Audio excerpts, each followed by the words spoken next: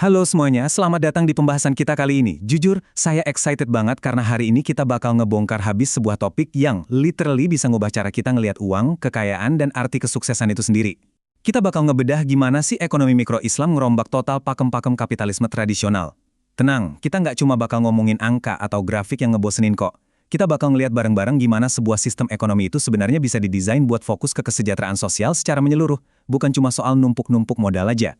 Oke, yuk kita langsung selami ini. Coba deh, kamu pernah nggak sih nonton berita soal pertumbuhan ekonomi yang lagi meroket tajam, perusahaan raksasa nyetak rekor profit gede-gedean, tapi di saat yang sama kamu masih ngeliat banyak banget kemiskinan di sekitar kita? Aneh kan? Pertanyaan ini tuh bener-bener nantang cara pandang tradisional kita soal apa itu kesuksesan ekonomi. Gini logikanya, kalau sebuah mesin ekonomi itu udah berjalan super efisien, kenapa hasilnya nggak bisa dinikmatin sama semua orang? Nah, disinilah kita harus mulai mikir ulang, apa sih yang sebenarnya kita maksud dengan efisiensi itu? Nah, buat ngejawab teka-teki besar itu, ini rute perjalanan mental kita hari ini. Pertama, kita bahas soal melampaui profit. Terus kedua, revolusi efisiensi. Ketiga, konsep distribusi. Keempat, kita masuk ke instrumennya kayak zakat, wakaf, dan warisan. Dan terakhir, kita bakal ngeliat yang namanya paradoks digital. Kita masuk ke bagian pertama. Melampaui profit, mendefinisikan ulang tujuan. Buat paham sistem ini, hal pertama yang mutlak wajib banget kita ubah adalah metrik inti kesuksesan kita. Coba kita bandingin. Di cara pandang lama, atau ekonomi konvensional lah ya, kesuksesan itu diukur murni dari kacamata kuantitatif. Sesimpel, seberapa gede profit yang bisa kamu dapat dari modal yang sekecil-kecilnya. Titik. Selesai. Tapi, di ekonomi Islam ada metrik yang sama sekali beda, yang kita sebut sebagai maslahah atau kesejahteraan umum. Jadi, ekonomi Islam tuh nggak cuma nanya, wah seberapa gede nih cuan yang kita cetak, tapi dia nanya hal yang jauh lebih penting. Manfaat dari keuntungan ini udah merata dan adil belum sih buat masyarakat luas? Masuk ke bagian kedua, revolusi efisiensi, sebuah paradigma moral. Karena sekarang kita tahu tujuan utamanya adalah kesejahteraan, berarti kita juga harus ngedefinisi ulang nih, apa sih artinya jadi efisien? Dalam model ini, efisiensi sejati itu butuh yang namanya saringan moral. Efisiensi Islam berarti pakai sumber daya seoptimal mungkin buat nyampe falah, alias keselamatan dan kebahagiaan holistik, nggak cuma di dunia, tapi juga di luar itu. Proses ini mewajibkan adanya keadilan atau adil dan kesadaran penuh kalau semua aktivitas ekonomi kita itu bernilai ibadah atau tauhid. Dan yang nggak kalah penting nih, efisiensi ini punya batasan yang super ketat. Harus 100% bebas dari riba atau bunga, gharar yang manipulatif, dan maisir atau spekulasi yang ngawur. Nah, apa yang paling menarik dari sini adalah, coba deh kita lihat contoh kasus yang super relatable sama zaman now. Bayangin, ada seorang pengusaha muda, Gen Z gitu ya. Dia punya startup kuliner halal yang sukses banget, untung besar, produksinya halal, jelas gak ada riba. Kalau pakai kacamata konvensional, ini efisien banget dong. Tapi tunggu dulu, dia ternyata ngehabisin 60% keuntungannya cuma buat flexing. Ya, pamer-pamer liburan mewah sama gadget mahal di medsos, murni demi konten doang. Sekarang, saya pengen kamu mikir sejenak. Secara angka sih, bisnisnya cuan banget. Tapi, apakah gaya hidup yang pamer-pamer kekayaan jor-joran kayak gini cocok masuk ke model ekonomi yang efisien secara moral? Di dalam Islam, perilaku kayak gini tuh dikategorikan ke dalam dua istilah penting banget yang nunjukin adanya inefisiensi moral.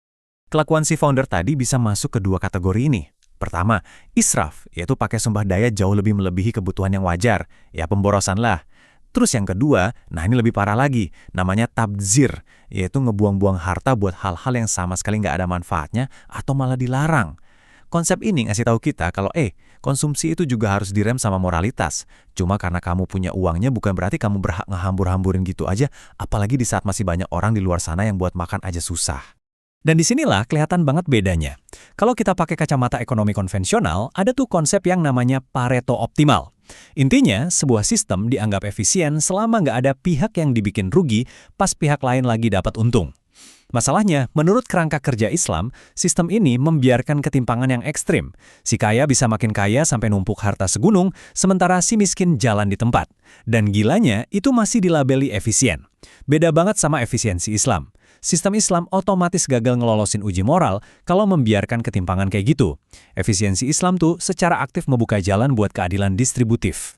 Lanjut ke bagian ketiga, konsep distribusi, kekayaan yang bergerak. Ibaratnya gini, kalau efisiensi itu mesin dari mobil ekonomi kita, nah distribusi ini adalah setirnya, setir yang ngarahin kita ke tujuan yang benar. Terus, kenapa sih kekayaan itu harus didistribusikan? Dalam Islam, ada kerangka fundamental, namanya Maqasid Syariah.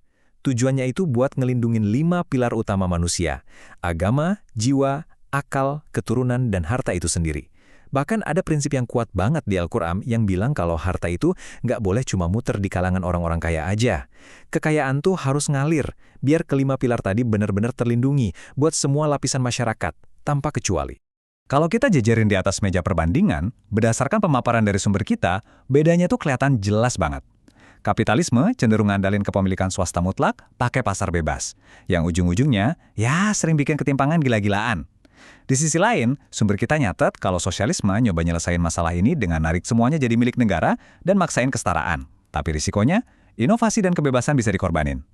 Nah, sebagai alternatif, kerangka ekonomi Islam ini ngambil posisi jalan tengah. Dia nawarin keseimbangan. Kepemilikan pribadi sangat diakui, tapi statusnya sebagai titipan atau amanah. Pasar bebas juga boleh banget, asalkan diatur sama instrumen distribusi syariah, baik yang sifatnya wajib maupun sukarela. Kita masuk ke bagian keempat, zakat, wakaf, dan warisan, instrumen praktis. Nah, sekarang kita turun dikit yuk dari konsep makro yang ngawang-ngawang tadi dan ngelihat alat spesifik apa aja yang dipakai buat wujudin distribusi berkeadilan ini. Salah satu jagoan utamanya adalah zakat. Banyak yang mikir, aduh, zakat tuh ngitungnya ribet. Padahal aslinya gampang banget, sama kayak ngitung presentasi pajak penghasilan. Coba kita lihat Raffi, dia ini seorang UI UX designer, gaji bulanannya 12 juta rupiah. Setelah dipotong kebutuhan pokok hidupnya sekitar 4,5 juta rupiah, harta bersihnya sisa 7,5 juta rupiah. Karena 7,5 juta ini udah lewat dari batas minimum wajib zakat atau yang disebut nisyab, Raffi cuma perlu ngeluarin 2,5% dari harta bersihnya itu. Berapa coba? Cuma sekitar 187.500 rupiah per bulan. Sangat simpel, masuk akal, dan bayangin aja efek dominonya kalau semua orang ngelakuin ini.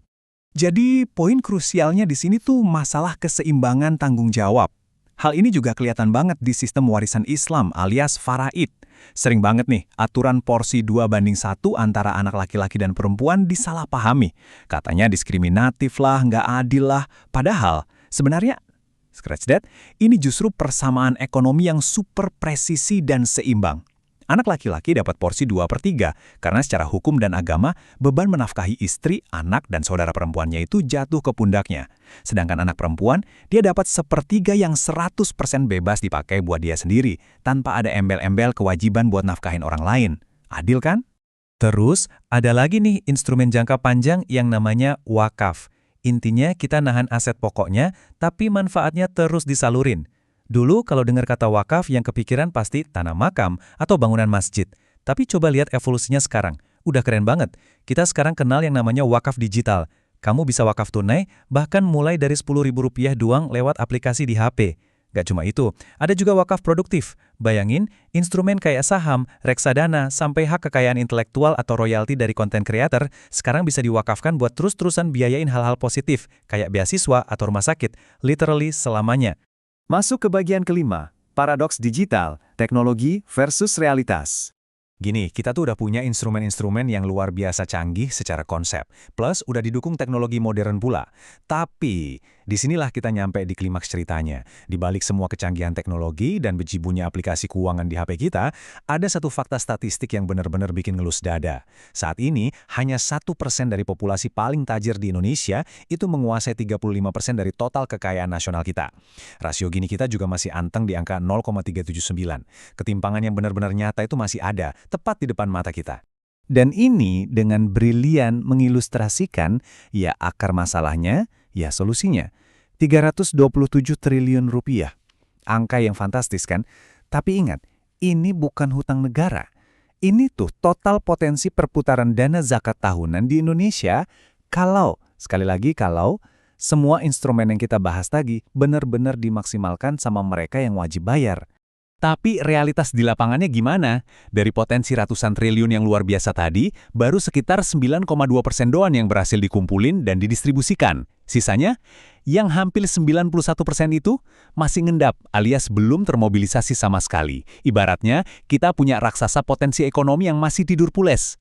Terus, kenapa sih angka yang belum tertagih ini penting banget buat kita bahas? Karena dari riset yang ada, kalau aja kita bisa nutup celah antara potensi raksasa tadi sama apa yang terkumpul sekarang, dana itu sanggup loh nutupin sampai 60% dari defisit kemiskinan nasional kita. Nggak main-main kan? Bayangin dampak aslinya di dunia nyata. Jutaan orang bisa dientaskan dari kemiskinan, sesimpel dengan benar-benar ngejalanin instrumen distribusi kekayaan yang sebenarnya udah dirancang sejak berabad-abad lalu ini.